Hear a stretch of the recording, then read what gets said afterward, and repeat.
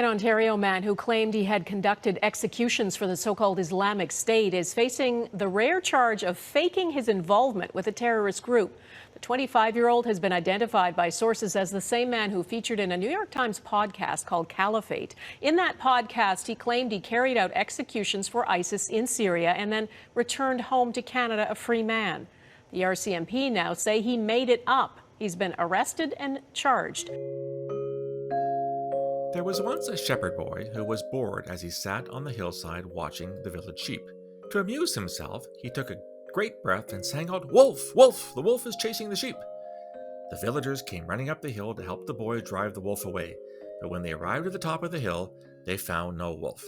The boy laughed at the sight of their angry faces. "Don't cry wolf, shepherd boy," said the villagers, "when there's no wolf." And they went grumbling back down the hill. I'm sure you've heard this story before, and you find out that the boy cries wolf a couple of times, and eventually the villagers say, well, he's just pulling our leg, and they stop reacting to that, and eventually a real wolf comes, and the boy cries wolf, and the villagers say, screw you, we're not going to fall for that one again, and it's a real wolf, and it's an old fable that dates back to Greek times, and the moral of the story is don't lie to people, because then they won't trust you. No, you're not listening to the wrong podcast. This is Quick Hits, this is Borealis, and this is a podcast on terrorism. But why did I start with an old Aesop's fable on the boy who cried wolf? Well, we now have the jihadi who cried wolf, or rather the jihadi who cried ISIS. Canadian officials, the RCMP, have charged a man named Shehrozeh Chowdhury, who had the nom de plume, or I guess nom de guerre, Abu Huzayfah, and they have charged him with faking being an ISIS guy. He made up a story that he had joined ISIS. And he's been charged with, quote, a terrorism hoax. Hasn't been charged with terrorism, because he wasn't a terrorist. He's been charged with pretending to be a terrorist. If you want more details on the story, I highly recommend a great piece on this in Global News by Stuart Bell. Stuart is by far the best Canadian reporter out there on terrorism. He's been doing this for a very long time. So go to Global News, put in Stuart Bell, and you'll find the story on Abu Huzayfah. What does all this mean? Interestingly, Abu Huzayfah has been around for quite some time. I remember being in New York City back in early 2018 when one of their top terrorism reporters, Rukmini Callimachi, I met with her in the New York Times office. We had an hour and a half chat about Canadian foreign fighters, and she wrote a 10-part series on Westerners who joined Islamic State. Abu Huzayfah made up all kinds of stories that he was with ISIS in Syria.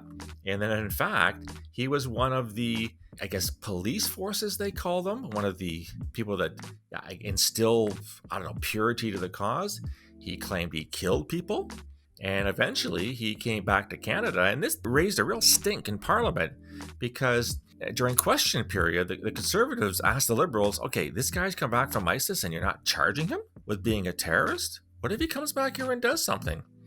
And he went through some kind of de-radicalization program or whatever. You know how I feel on those types of things. So where does this whole thing leave us right now? We have a guy who can't be charged with terrorism because he wasn't a terrorist. He made it all up. Should he be charged at all? And the answer is unequivocally yes. He should be charged with, as the RCMP has stated, a hoax, a lie, in the same way that people that, dial 911 or yell fire in a theater can be charged with mischief. So the fact that Abu Huzayfah pretended to be an ISIS guy, what were the implications for Canadian authorities? Well, we had to investigate him. Now, I have no idea if my fellow colleagues at CSIS, the Canadian Security Intelligence Service, were in on this, but certainly RCMP investigated him. Why? To see if they could lay charges. Here's a guy that claimed to be ISIS. He's back in Canada.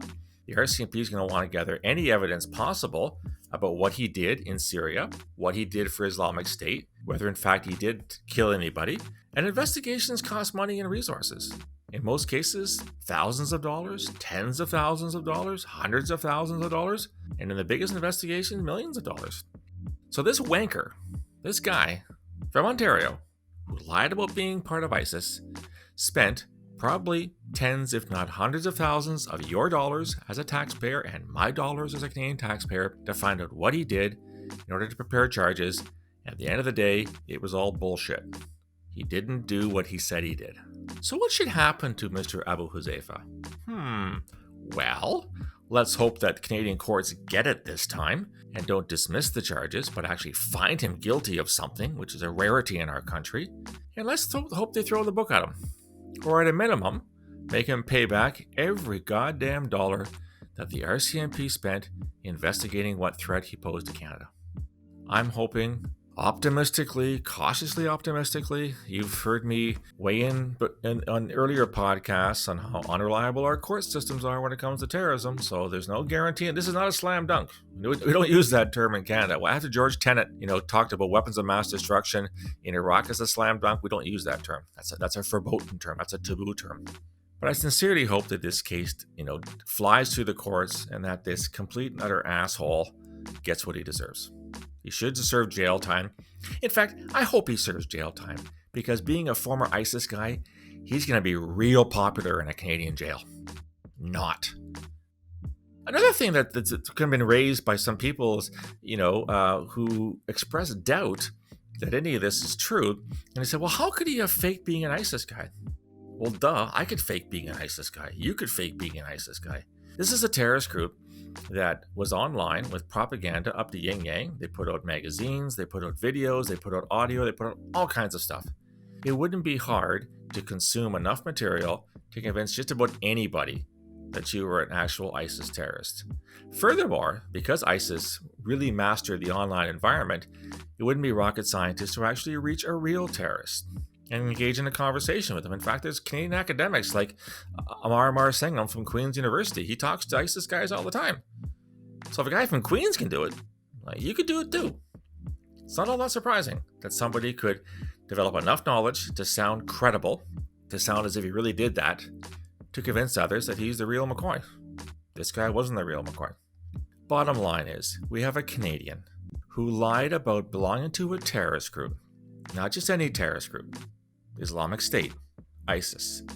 This is a terrorist group that took delight in throwing people off buildings, drowning people in cages or burning them alive, beheading people, and hanging people off meat hooks. And this guy went to the nth degree to try to, hoodwink all of us that he was part of this group. First and foremost, who in the hell pretends or brags or is boastful about belonging to a group of this nature? Is this person normal? Is this person dealing with a full deck? Maybe there are a few pencils short of a box. I don't know. But for someone to make up belonging to such a heinous bunch of murderers is nothing short of disgusting. This guy deserves every punishment possible.